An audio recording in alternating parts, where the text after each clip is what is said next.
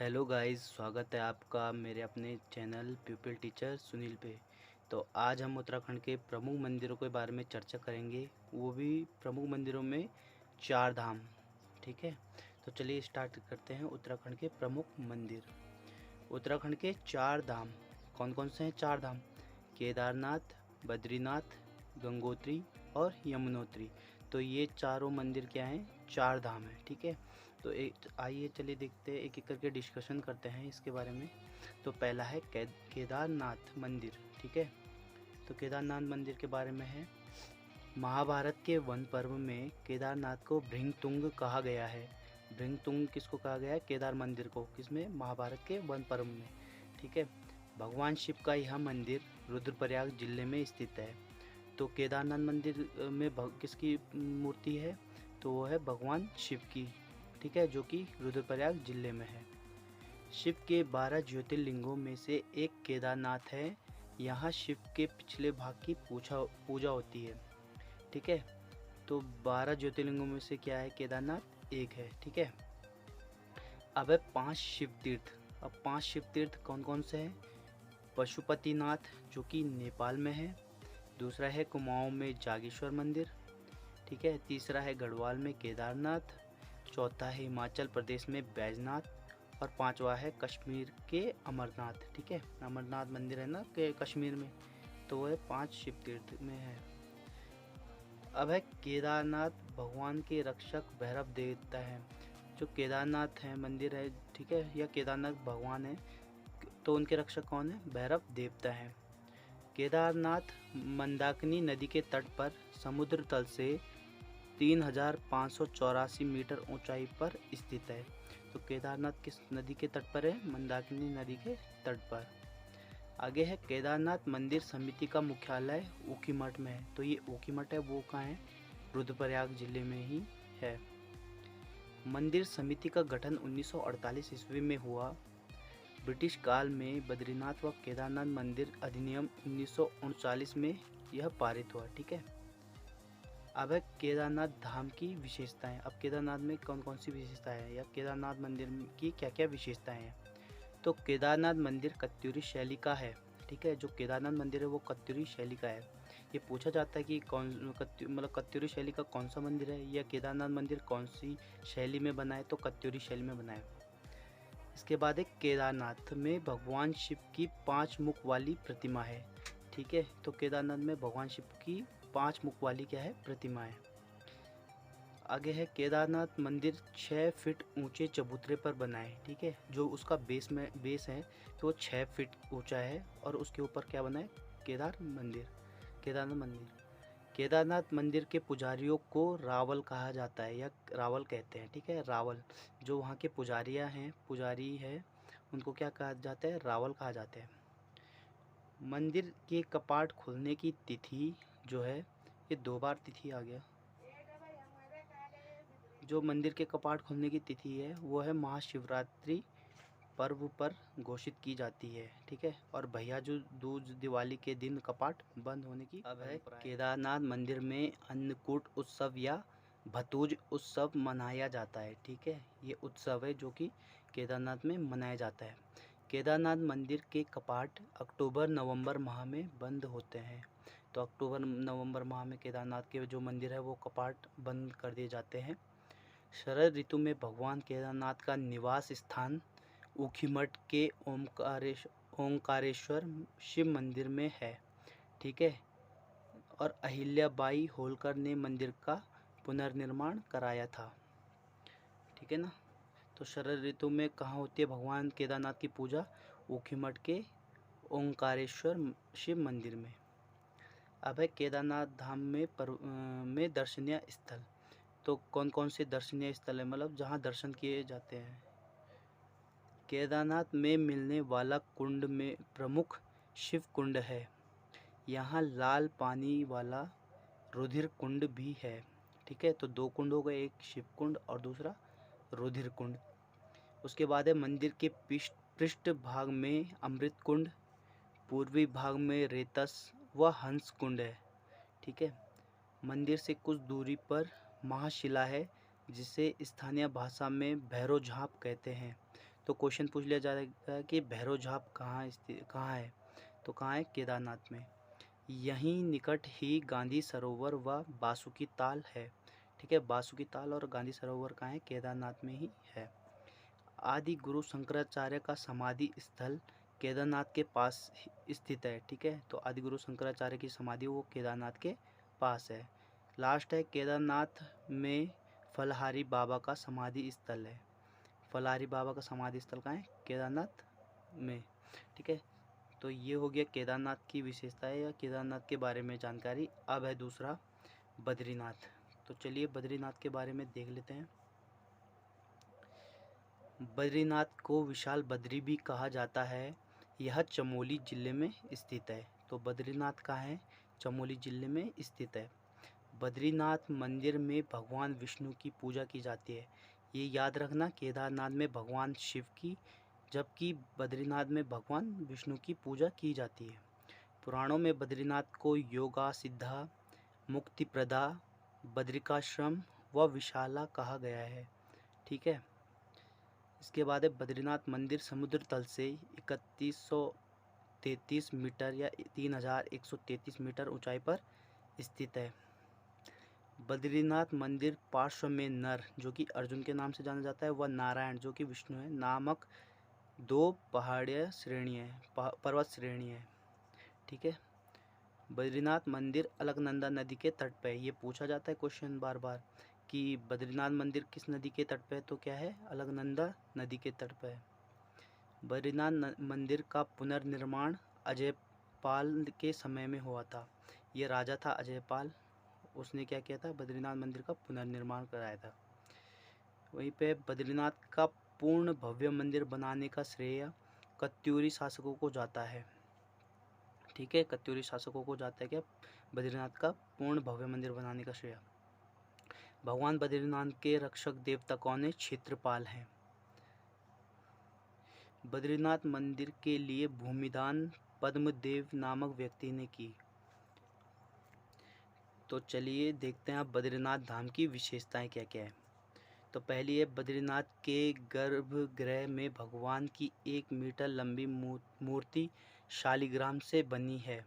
ठीक है, बद्रीनाथ भगवान को भात का भोग चढ़ाया जाता है। ये है चढ़ावा, ये प्रसाद है। ठीक है, प्रसाद क्या है, भात का भोग। बद्रीनाथ मंदिर मुगल शैली की तरह विकसित है, वह शंकुधारी शैली की तरह है। ठीक है, बद्रीनाथ मंदिर की ऊंचाई लगभग 15 मीटर है। बद्रीनाथ मंदिर के कपाट खुलने का समय बसंत पंचमी के दिन होता है। बद्रीनाथ मंदिर के कपाट अक्सर अप्रैल मई के महीने में खुलते हैं। अप्रैल मई के महीने में खुलते हैं बद्रीनाथ के कपाट। शीतकाल में भगवान बद्रीनाथ की पूजा जोशीमठ के नरसिंह मंदिर में होती है। ठीक है, तो केदारनाथ का कहाँ था, ओखीमठ के ओमकारेश्वर में था, और भगवान बद्रीनाथ का कहाँ है, जोशीमठ के नरसिंह मंदिर में। ये जोशीमठ चमोली में है। बद्रीनाथ में कढ़ाई उत्सव मनाया जाता है। ठीक है, यहाँ भी उत्सव मनाया जाता है, कढ़ाई उत्सव, जो कि बद्रीनाथ में है। अब बद्रीनाथ धाम के प्रसिद्ध स्थल देख लेते हैं। ठीक है, तो बद्रीनाथ में तप्त कुंड में गर्म जल का कुंड है। ठीक है, तप्त कुंड क्या है, गर्म जल का कुंड है एक। इसमें पंच कुंड है, मतलब 5 कुंड, तप्त कुंड, नारद कुंड, मानुषी कुंड, त्रिकोण कुंड, सत्यापंथ कुंड। ठीक है, ये 5 कुंड है। इसके बाद है पंचशिलाएँ हैं, नृसिंह, नारद, गरुड़, ब्रह्म कपाला, मार्कंडेय शिला। इसमें 5 धाराएं हैं, कूर्म, इंदु, उर्वशी, भृगु व प्रहलाद धारा। यहाँ 3 गुफाएं हैं, स्कंद गुफा, गरुड़ गुफा और राग गुफा। ठीक है, ये थोड़ा मिट गया है, इसको राग गुफा। अब है बद्रीनाथ के पास माणा में मुचकुंद, व्यास व गणेश गुफा है स्थित है। चरण पादुका नामक स्तर बद्रीनाथ के पास स्थित है। ठीक है, तो ये है बद्रीनाथ के बारे में। चलिए अब नेक्स्ट देख लेते हैं। अगला है हमारे पास गंगोत्री मंदिर। ठीक है,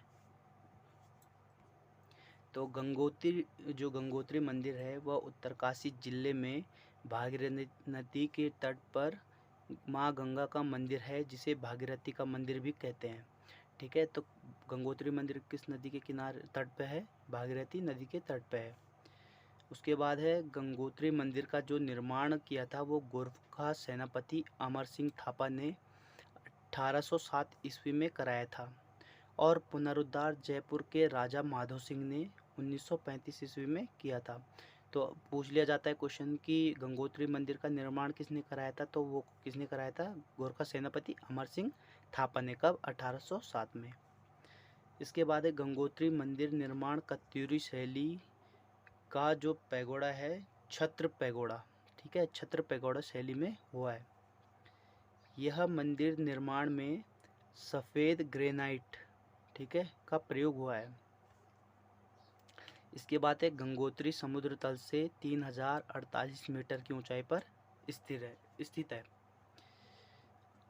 मंदिर कपाट प्रतिवर्ष अक्षय तृतीया को खुलते हैं। इस दिन गंगा दशहरा पर्व मनाया जाता है।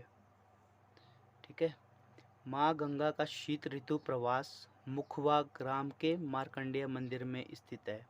जैसे केदारनाथ और बद्रीनाथ का शीतकालीन जो मंदिर में पूजा होती थी, वैसे ही शीतकाल ऋतु में गंगोत्री मंदिर का कहाँ है? मुखवा ग्राम के मार्कंडेय मंदिर में।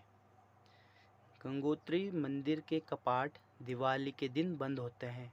जिस दिन दिवाली होती है उस दिन गंगोत्री मंदिर के कपाट बंद हो जाते हैं। इसी में है गंगोत्री के पास भैरव घाटी में जाह्नवी नदी भागीरथी से मिलती है। तो ये पूछ लिया जाता है कि भागीरथी और जाह्नवी नदी किस स्थान पे मिलते हैं, तो कहाँ पे मिलते हैं? भैरव घाटी में, या संगम होता है। ईस्ट इंडिया कंपनी ने गंगा का स्रोत पता लगाने के लिए 1808 ईस्वी में कैप्टन रीपर को भेजा। ठीक है, कैप्टन रीपर को कहाँ भेजा? गंगा का स्रोत पता करने के लिए। और एक और है 1816 में, ये 1816 है, 1816 ईस्वी में J.B. फ्रेजर गंगोत्री और यमुनोत्री पहुंचने वाला प्रथम यूरोपियन था। तो प्रथम यूरोपियन कौन था जो गंगोत्री और यमुनोत्री में पहुंचा था? J.B. फ्रेजर। चलिए नेक्स्ट मंदिर या नेक्स्ट धाम देख लेते हैं। ये चौथा धाम है यमुनोत्री धाम। ठीक है, यह मंदिर उत्तरकाशी जिले में यमुना नदी के तट पर स्थित है। यमुनोत्री मंदिर यमुना नदी के तट पर स्थित है, ये भी उत्तरकाशी में है। यमुनोत्री मंदिर का निर्माण सुदर्शन शाह ने 1850 ईस्वी में लकड़ी से बनवाया था, और 1862 में भवानी शाह ने यमुनोत्री में काले पत्थर की यमुना मूर्ति स्थापित की थी। ठीक है, तो पूछ लिया जाता है कि यमुनोत्री मंदिर का निर्माण किसने किया था?